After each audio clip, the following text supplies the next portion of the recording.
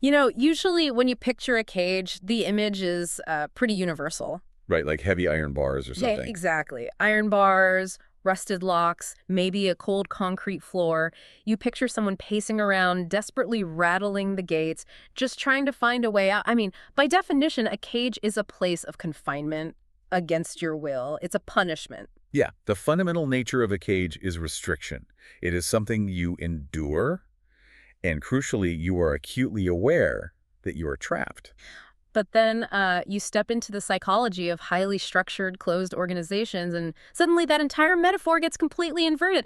I mean, what if the cage doesn't have iron bars? Right. What if instead the bars are made of, like, constant praise, rapid promotions, and profound, overwhelming sense of belonging? Well, that is where the psychology gets incredibly complex Yeah. and, frankly, quite dangerous. Yeah. Because if you are sitting on the absolute highest perch inside that structure, being constantly fed and admired by the people running it, you don't perceive the bars at all. You don't even see them. Not at all.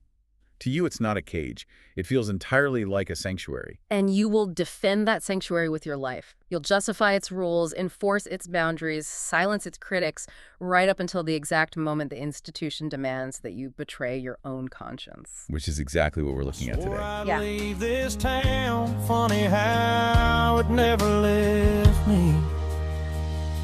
Life looks different in a back row rear view. Things I thought I wanted, some I did, some I outgrew. Count my blessings on the center. Welcome to episode 5 of our Voices After Silence series. If you've been following along with us, you know we've been on quite a journey.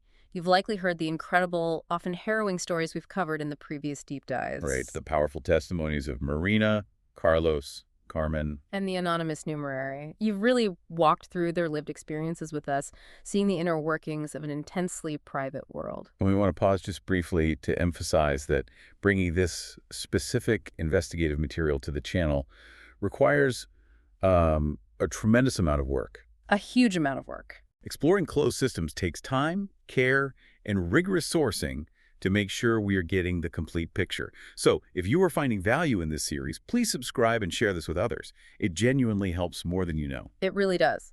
So today, we are focusing our lens on a deeply serious, highly cinematic autobiography. The book is called A Journey to Eternity, My Years in Opus Dei, 1959 to 1982. And it's written by Professor Monsignor Vladimir Felzmann. Though to the people who know him, he is affectionately called Father Vlad. Right. And we aren't just going to give you a chronological book report here. We're going to use his memoirs to perform a really thorough psychological analysis of institutional prestige. We want to understand the mechanics of obedience, the sanctity of personal conscience, and ultimately what happens when a privileged identity completely collapses. Yeah, the core tension we are looking at today is how prestige inside Opus Dei functioned for Father Vlad as a kind of spiritual sedative. I like that term, spiritual sedative. Right, because as long as the institution rewarded him, promoted him, trusted him with its secrets, and praised his dedication, he never actually had to test whether his obedience to the system and his own personal conscience were actually aligned. The sedative keeps you entirely comfortable. The crisis, the true existential explosion, only begins when the system's logic demands that you cross a moral line. And in Father Vlad's case, as a Catholic priest, that line involved the absolute sacramental integrity of confession. Which is a massive line to cross. Huge. We are going to examine that exact collision, which happens on page 47 of his book. But to truly understand the sheer devastating force of that moment, we first have to understand the height from which he fell. We really do. I mean, how does someone become so heavily sedated by prestige in the first place? How does a young man end up in that position? Well, to understand that, we have to look at who Vladimir Felzmann was before the institution found him. He was born in Prague in 1939. His family were Czechoslovak refugees. His father had been a diplomat, a man of significant standing. But he resigned when the communists took control of Czechoslovakia in 1948. So the family fled and eventually arrived in London after the Second World War. That's a lot of upheaval early on. Exactly. So Vlad grows up with this refugee background, but he is highly intelligent, incredibly driven, and very athletic. By the late 1950s, he is studying civil engineering at Imperial College in London, and he's the captain of boats for his college rowing team. Wow, okay. So we have a young man who is accustomed to discipline, looking for meaning, and perhaps unconsciously looking for a solid structure after all that displacement in his early childhood. Precisely. And then, at the age of 20, in September 1959, he takes a massive step. He whistles. Whistles. Let's explain that term for people who might be new to this vocabulary. Yeah, whistling is the internal vernacular for officially asking to join Opus Dei. The founder of the organization coined that term back in the 1930s. He used it to describe a train functioning perfectly, steaming fast forward down the tracks, whistling as it goes. So it implies momentum and purpose. Right, and Vlad whistles as a numerary. Which is a very specific kind of commitment. Let's define what being a numerary actually means in practice. A numerary is a core member of Opus Dei. When you join as a numerary, you commit to lifelong celibacy. You hand over your personal wealth and income to the organization. You dedicate your entire life to the institution. But they don't live like monks, right? No, and this is the key distinction from a traditional monk or friar. You remain a layperson working out in the secular world. You wear regular clothes, you hold a regular job, but your internal life and your resources belong entirely to the organization. Got it. And Vlad's immersion into this world is just breathtakingly fast. Almost immediately upon whistling, he moves into Netherhall House, which was an Opus Dei residence for university students in London. Yes. And within a single year, while he is still trying to finish a highly demanding civil engineering degree, he is appointed secretary of Netherhall House. Shortly after that, he is made the director. The level of responsibility placed on a 21-year-old is staggering. He is balancing the books for the entire residence. He is actively recruiting new students to join the organization. And because they're constantly short on funds, he is doing the physical labor to keep the building running. I remember reading this. He writes about throwing a hose over the parapet to suction clean the silted up drains himself. Yeah, he is doing the electrical wiring, everything. And there is this wild detail where he actually uses a fake name. He calls himself John Pilkington when he answers the phone at the residence. Oh, right. Because Netherhall House constantly had cash flow problems, and creditors were always calling.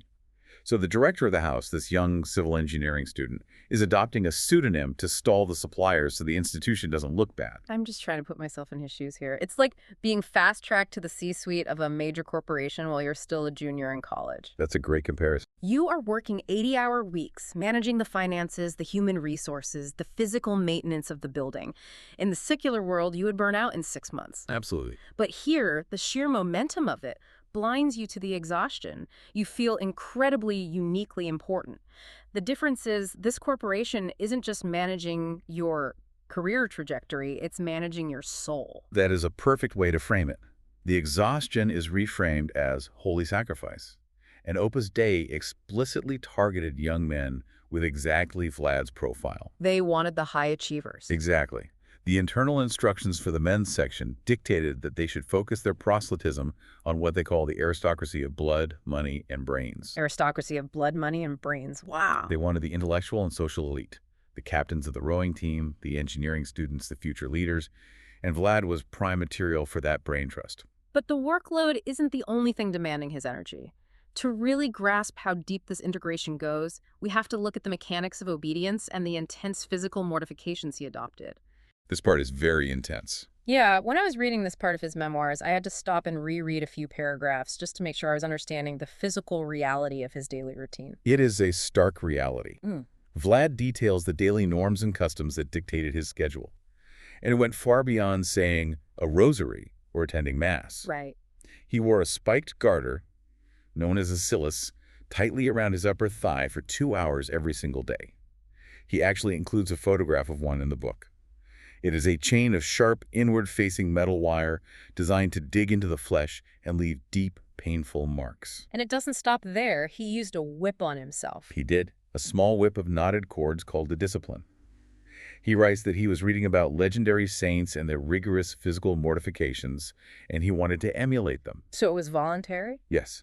Every Lent, he would go to his spiritual director and ask for formal permission to use the whip one more time than he had the previous year. By the time he left London for Rome a few years later, he was whipping his own back 5 times a week. 5 times a week. Furthermore, he slept on the bare floor one night a week, using nothing but a thick telephone directory for a pillow. Okay, I have to jump in here.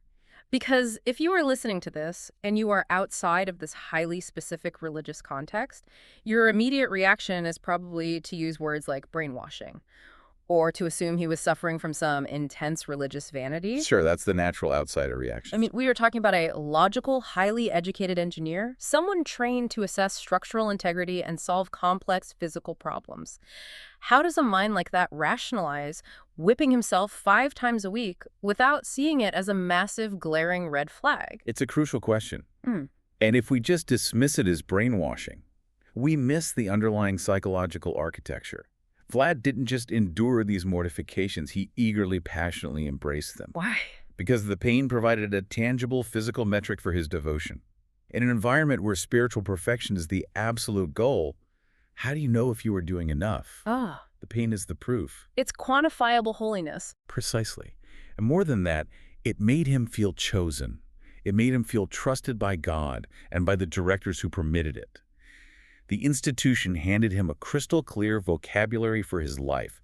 It gave him a vital, urgent mission. And perhaps most importantly, it provided a surrogate family. That family dynamic is essential to understand, especially given what happens in 1960. Right. Just 1 year after Vlad joins, his own father dies suddenly of a heart attack. And Vlad's reaction, as he details in the book, is chillingly detached. It really is. He gets a phone call while he is eating dinner at Netherhall House. His mother is on the line, and she tells him his father has just died. And what does he do? Vlad says he is sorry, hangs up the phone, walks right back to the dining table, finishes his dessert, and seamlessly resumes a conversation with some foreign students. Wait, he just ate his dessert. How does he justify that to himself in the moment, to not immediately rush to his mother? He writes that within the culture he had adopted, striving for sanctity meant living way above the emotions. Emotions were viewed as a distracting nuisance, a weakness of the flesh that could derail your apostolic mission. The work of the institution was eternal. Human grief was temporary. So he completely suppresses his humanity in service to the machinery. And this brings us right to the concept of the spiritual echo chamber. In a closed system like this, prestige isn't just about getting the best parking spot or having a fancy title. Prestige becomes the ultimate proof of being right. That is the exact mechanism of the spiritual sedative. As long as the system loves you, trusts you with the finances, makes you the director, and praises your stoic sacrifices, you have zero internal motivation to question the system. The feedback loop is entirely positive. It is an algorithm of obedience. You input sacrifice, the institution outputs validation, and you interpret that validation as the literal voice of God. Because if the system is the absolute arbiter of God's will on earth, and the system is telling you that you are its brightest rising star, then God must be thrilled with you.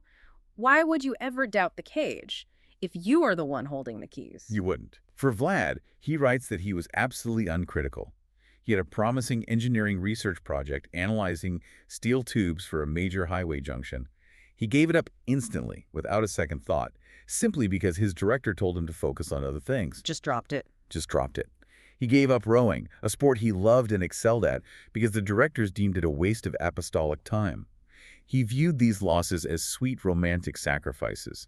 They were the currency he used to buy his place in this divine mission. And this sedative reaches its absolute maximum dosage when he is summoned to the center of the universe. In September 1965, he is invited by the founder of Opus Dei himself to move to the international headquarters, the Roman College in Italy. The founder is Josemaria Escrivá. Inside the organization, he is never referred to by his name. He is simply the Father. The Father. Yes, he is the absolute sun around which the entire Opus Dei solar system orbits. Every rule, every custom, every directive flows from his mind. And Vlad, within a remarkably short period after arriving in Rome, becomes incredibly close to him. He writes that he became known by a very specific Spanish phrase, el mimado del padre, the father's favorite. To be the Father's favorite out of thousands of members worldwide is the ultimate validation. Escrivá takes a special, almost paternal liking to this young, highly capable Czechoslovak engineer. Vlad is granted access to areas of the sprawling Roman headquarters that are strictly out of bounds to the other students. He is fully in the inner sanctum. He sits with Escrivá in his private, opulent rooms. Escrivá affectionately calls him a crawler, or pelotero in Spanish, which is a teasing term for someone trying to curry favor. The details Vlad provides about his daily life in Rome are fascinating because they show how practical skills were utilized to build intimacy. The superiors realize Vlad has engineering and electrical skills, so instead of just studying theology, they put him to work. He is the one up on ladders, literally wiring the massive Venetian glass chandeliers in the grand halls of the headquarters. And he's doing this late at night, and the founder of the organization is just sitting there in a chair, watching him work, keeping him company. That creates a deeply powerful, intensely intimate psychological bond. It's not just a leader and a follower. It feels like a father and a son building a home together. Yeah. Escrivá holds Vlad's hand during movie screenings in the private cinema. They drive around the streets of Rome together. Vlad acts as the simultaneous translator for English-speaking guests. He even collaborates with his mother, who is still back in London, to translate Escrivá's foundational book, The Way, into Czech. He is completely, irrevocably enmeshed in the life of the founder. Now, in exploring this intense period in Rome, Vlad's memoirs also detail some of Escrivá's highly controversial historical and political views. And we need to explicitly state here, we are neutrally reporting the text contents to accurately reflect the environment Vlad was in. Exactly. We take absolute care to remain completely impartial. We are not endorsing any of these historical or political viewpoints. We are just looking at the source material. Right. So Vlad notes that Escrivá's worldview was heavily, indelibly shaped by the Spanish Civil War in the 1930s. Yes, the text outlines that Escrivá viewed the Spanish Civil War essentially as a holy crusade. Yeah. In both the autobiography and a later interview included in the text, Vlad recalls Escrivá expressing the belief that General Franco, who was of course aided by Hitler and Mussolini, rescued the Catholic Church in Spain from communist annihilation. And the book goes into a specific incident that highlights just how extreme the echo chamber had become. Vlad recounts a time when he and Escrivá were in the private cinema watching a film that featured anti-Nazi wartime themes. Yes. They stepped out of the screening, sat together, and Escrivá took Vlad's hand. According to Vlad's direct account, Escrivá stated that Hitler could not have been as bad as people claimed. And he goes further. He does. He shockingly downplayed the death toll of the Holocaust, suggesting to Vlad that it could not have been 6 million Jews murdered, but perhaps 2 or 3 million. It is a staggering historical claim. Again, we're reporting this strictly from Vlad's memoir to understand his psychological state. But what is analytically vital for us to examine is not just the statement itself, but Vlad's reaction to it in that exact moment. Right. How does the brilliant logical engineer process this? Vlad writes, and this is a direct quote, "At the time, I refused to be shocked. I said nothing, just held his hand." Wow. He rationalized it entirely by telling himself that Escrivá was simply a child of his times and a Spaniard who only understood the world through the lens of the communist threat in Spain. Wait, let me make sure I'm wrapping my head around this. He hears the leader of his spiritual universe downplay the Holocaust, and his internal defense mechanism just completely glosses over it. How strong does a psychological sedative have to be to neutralize a statement like that? It has to be absolute. And that is exactly what the Love Bubble achieved. He had entirely outsourced his moral and critical thinking to the organization within the internal logic of Opus Dei. To criticize or even internally question the founder was to suffer from intellectual pride. Intellectual pride. And intellectual pride was taught to be the original sin, the root of all spiritual failure. So questioning the founder wasn't just disrespectful, it was a mortal danger to your soul. Exactly. The affection, the immense prestige of being the favorite, the feeling of being in an essential gear in this massive divine machine, it completely fused his identity with the institution. He couldn't separate his own conscience from Escrivá's voice. So they were basically one and the same to him. Decades later, Vlad would actually use these specific statements to actively try and postpone Escrivá's canonization to sainthood. But at 26 years old, sitting in that hallway in Rome, he simply absorbed it and tightened his grip on the Father's hand. Because until his foundational assumptions are challenged in a way that directly attacks his core identity as a priest, he fundamentally believes the institution can do no wrong. That is exactly it. And that perfectly sets the stage for the precipice. Vlad finishes his studies in Rome. He is ordained as a Catholic priest in 1969. He returns to England. He is a rising star, a trusted, highly vocated insider. He has it all. He's driving all over the country, preaching, hearing confessions, recruiting new members, living the absolute ideal Opus Dei life. He is coasting on the momentum of that whistling train he boarded over a decade earlier. He is safe inside the sanctuary until early 1973. Let's look closely at the mechanics of this hinge point. This happens on page 47 of his autobiography, and it is the absolute moral center of his story. This is the collision. So Father Vlad is now 34 years old. He receives an urgent telephone summons to come to 6 Orme Court in Bayswater, London. This is the Opus Dei headquarters in the UK. He's been to this building countless times. He is a senior figure himself. He probably walks through the doors expecting a routine meeting. Maybe a discussion about a new recruitment strategy for the university students, or maybe they just need him to look at a faulty boiler in the basement. But the atmosphere when he walks into one of the small sitting rooms is entirely different. It is heavy. Sitting there waiting for him are the absolute senior figures of the institution in Britain, including the regional counselor. Okay. And crucially, there is a member of the General Council who has specifically flown in from the international headquarters in Rome. The heavy hitters. You don't fly a delegate in from Rome to talk about plumbing. No, you do not. They are not there for a friendly chat. They have convened to deliver a devastating formal censure. It is a dressing down of the highest possible order aimed directly at the Golden Boy. Okay, let's carefully explore the specific case they bring against him, because the details matter immensely. The issue revolves around a female numerary who is living at Wickenden Manor. Right, the retreat center. Yes, this was an Opus Dei retreat center down in Sussex. Father Vlad frequently drove down there to celebrate Mass and hear confessions for the women's section of the organization. The superiors in that sitting room informed Vlad that this woman had recently been caught drinking altar wine. She was struggling with a severe alcohol problem. Which is obviously a sad situation. But the crux of the interrogation is not her behavior. The crux of the issue is that the directors knew this woman had previously confessed her struggles privately to Father Vlad within the Sacrament of Reconciliation. She had told him in confession. And here's the accusation that drops like an absolute anvil in that room. The superiors demand to know why Father Vlad did not coerce this vulnerable woman into revealing her problem to the directors outside of the confessional. Yeah. They look him in the eye, this man who was the mimado del padre, and they accuse him of being a failed confessor and of having betrayed the father. We have to pause here. For anyone listening who might not be steeped in Catholic sacramental theology, we need to make the theological stakes of this moment explicitly clear. This is not a simple human resources dispute. Right. It is not a minor disciplinary misunderstanding about internal reporting protocols. What Vlad is experiencing in that sitting room is a profound, terrifying inversion of sacramental logic. Walk us through that mechanism. Why is this such a catastrophic breach of his priestly identity? In Catholic theology, the confessional is the ultimate, inviolable sacred space. It is designed by the Church to be a place of absolute truth, mercy, and freedom. It is the one space on earth where a person's conscience stands completely naked before God, protected by what is known as the seal of confession. And the seal is absolute, right? Absolute. According to canon law, a priest cannot reveal what is said to him in that space under any circumstances, but it goes deeper than just keeping a secret. A priest cannot even use the knowledge he gains in the confessional to alter his external behavior toward the penitent, nor can he use the sacrament to manipulate the penitent's actions outside of it. Because that would corrupt the space. Exactly. The sacrament exists solely to protect and heal the individual conscience. Full stop. But in this room at Orme Court, the institutional machinery is flipping that theology entirely upside down. Precisely.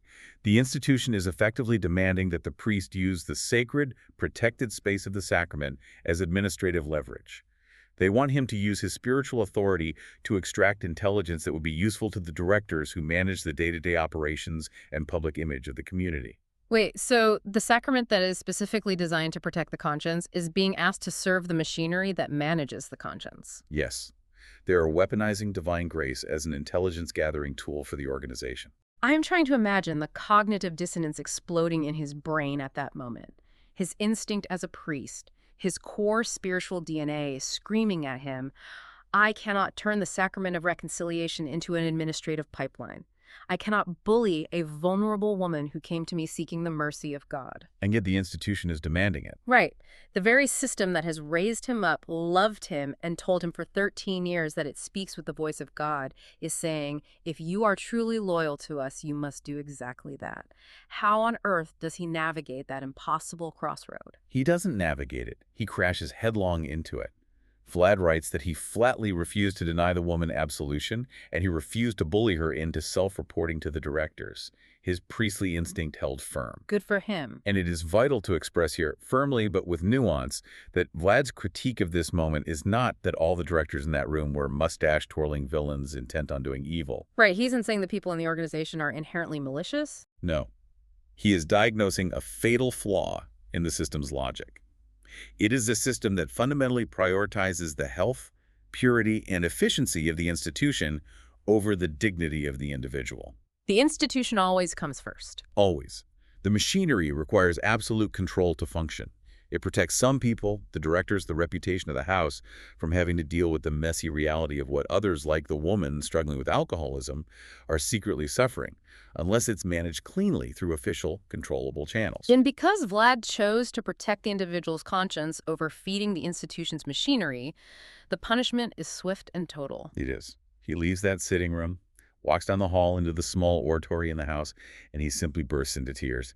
He writes that his identity, value, and potential role in the work had been razed to the ground. Razed to the ground. He realizes in that single crushing moment that he will never, ever be fully trusted by them again. That is a violent metaphor. This isn't just a guy who lost an argument about theology with his boss and feels a bit slighted. This is an existential explosion.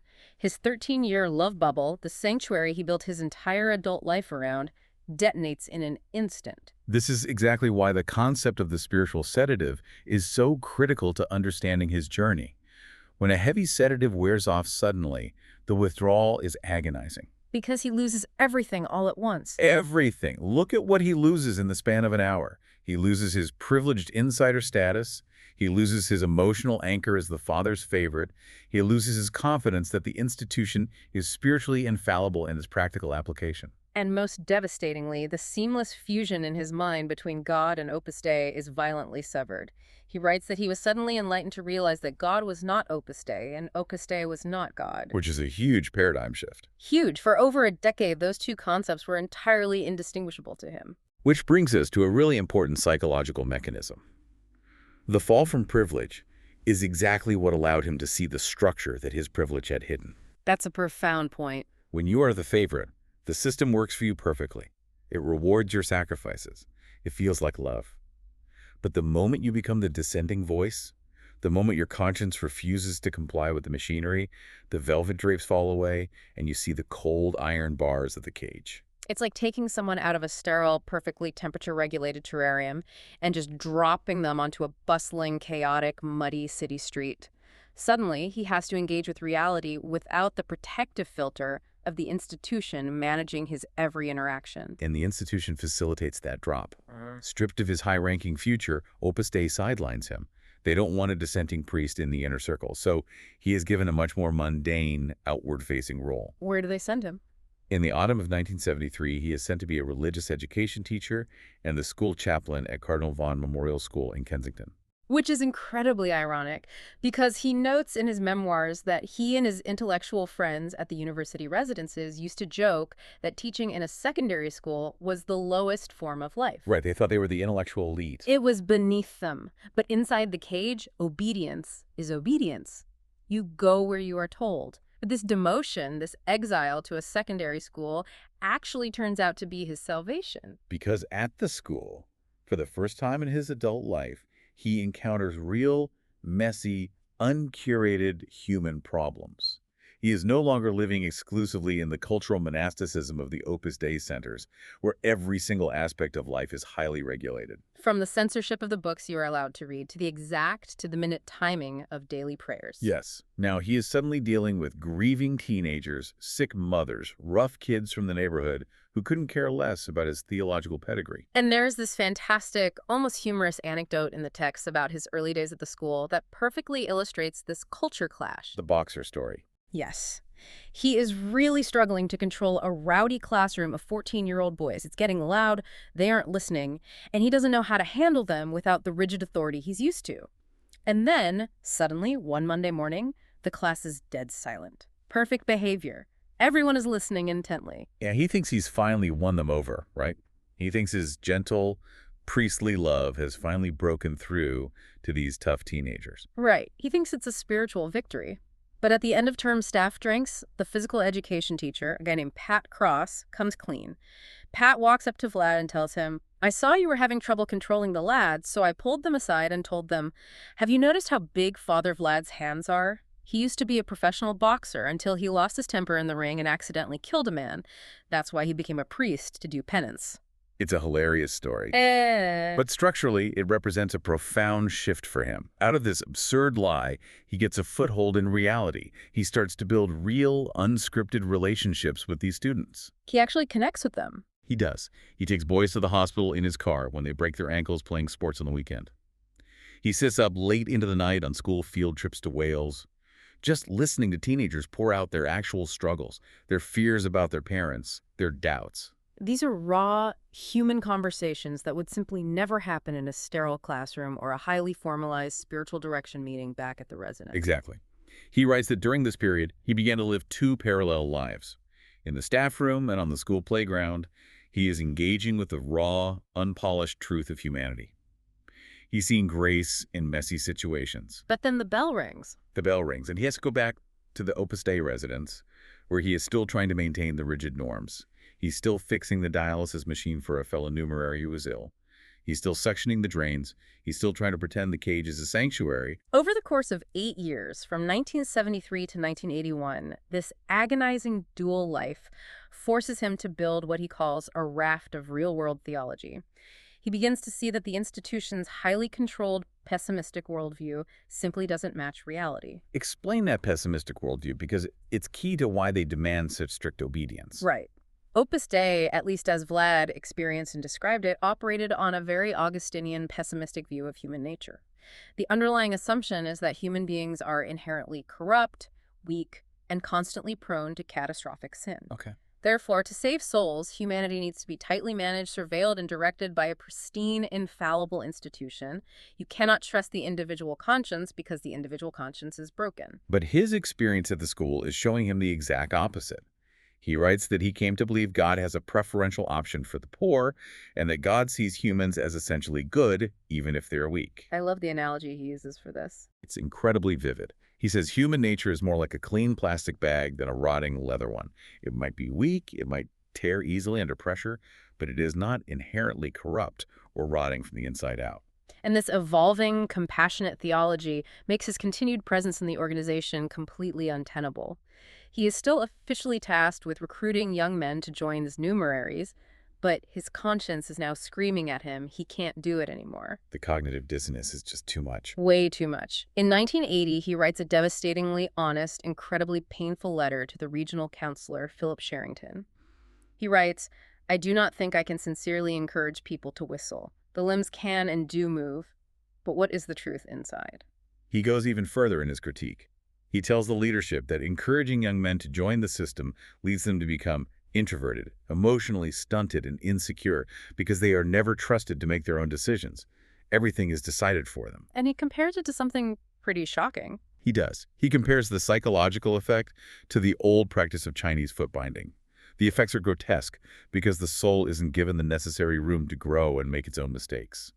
It is a profound, searing indictment of a system that he still, on some deeply ingrained level, believes has divine origins, but whose methodology he can no longer stomach. So he writes these letters, he waits for a response, he waits for an intervention, a theological debate, some kind of pastoral care. And what happens? Nothing. Then comes. The institution's machinery simply ignores the cry of his conscience. He is no longer useful to the power structure, so his crisis is met with bureaucratic silence. And that silence leads to the final break, August 15th, 1981. He is back at Wickenden Manor, which is incredibly poetic because that is the very retreat center where the page 47 Confessional Crisis originated 8 years earlier. Full circle. Yes. He is down there preparing to give lectures, and he has a sudden, overwhelming epiphany, a moment of absolute clarity that he compares to a spiritual awakening he had as a teenager walking on a Scottish island. He realizes that to truly say yes to God, he has to finally, definitively say no to Opus Dei. He writes his resignation letter right then and there. And I think this shows the incredible lingering discipline he still possessed from his years of training. He doesn't just hand it in impulsively. He decides to put the letter in quarantine. He waits 40 days to test his own resolve. He waits to deliver it by hand to 6 Orme Court until September 23, 1981. which is exactly 22 years to the very day that he first whistled and joined the organization as a 20-year-old engineering student. In that final letter, he writes a sentence that perfectly encapsulates the entire psychological journey we've been examining today. He says, "I see now that I gave my word to God and not the work." The fusion was finally broken. He detangled the divine from the administrative. The reaction from the institution is exactly what you would expect from a closed system losing a high-profile ordained member who knows all their internal workings. They try to stall him. They try to invalidate his reality. They warn him that he isn't emotionally mature enough to survive on the outside. Senior members literally predict that without the tight corset of the institution's rules, he will disintegrate and become an alcoholic. They cannot fathom that someone could survive, let alone thrive, outside the cage. Because if he can survive outside the cage, it means the cage isn't necessary. But he does survive. He does. He has spent 8 years building his raft. And crucially, he finds a safe harbor. Cardinal Basil Hume, who was the Archbishop of Westminster at the time, takes him in. Hume incarnates him, which is the canonical term for formally attaching a priest to a local diocese, so he falls under the bishop's protection rather than a religious order's control. Cardinal Hume is a fascinating, pivotal figure in the final act of this story. Hume wasn't entirely hostile to Opus Dei as a concept, but he clearly saw the severe dangers of their methodology, particularly how they handled young people and spiritual direction. Yes. Just months after Vlad leaves and comes under his protection, Hume actually issues strict formal guidelines for Opus Dei operating within his diocese. He lays down rules like absolutely no vows of commitment for minors under 18, required parental consent before joining, and the absolute freedom for members to choose their own spiritual directors from outside the organization. Hume's intervention is incredible validation for Vlad. It proves that Vlad's internal alarms about the system's coercive control mechanisms were not intellectual pride, and they weren't spiritual weakness. They were entirely valid, objective criticisms recognized by the broader church. Vlad didn't disintegrate into ruin. He thrived. He went on to run diocesan youth ministries, he led massive pilgrimages to Santiago de Compostela, and he lived out a theology deeply rooted in the messy, beautiful reality of the real world. It is an incredible sweeping journey. We've watched him transform from the fast-tracked, whipped, and sedated insider, the golden boy wiring the chandeliers, to the exiled, doubting teacher, and finally to a man with a fully integrated, free conscience. Which brings us to the broader implications of why a story like this matters. Father Vlad's text provides a rare, highly documented look at what actually happens when the relentless machinery of a closed system collides with an uncompromising human conscience. It maps the anatomy of institutional control. It really does. And as we bring this deep dive to a close, I want to leave you, the listener, with a lingering, provocative thought, something to turn over in your mind long after this audio stops playing. We've spent all this time looking at what happens when someone falls from privilege. We saw how the brutal collision between the institution's demands and his own priestly conscience forced Father Vlad out of his love bubble. The pain of the fall is exactly what allowed him to finally see the bars of the cage. But what about the people who never fall? What about those who remain in the highest ranks of closed systems, forever praised, forever promoted, and never disciplined by the machinery? If the system never demands that you betray your core values, you never have to test its integrity. Do these people live their entire lives confusing the machinery of their institution with the voice of God simply because their conscience was never forced into the crucible? If the sedative of prestige never wears off, do you ever truly wake up? Thank you so much for joining us for this deep dive into Voices After Silence. Your curiosity, your attention, and your time mean the world to us. Please remember to subscribe, share this with someone who appreciates a challenging intellectual journey, and as always, stay curious.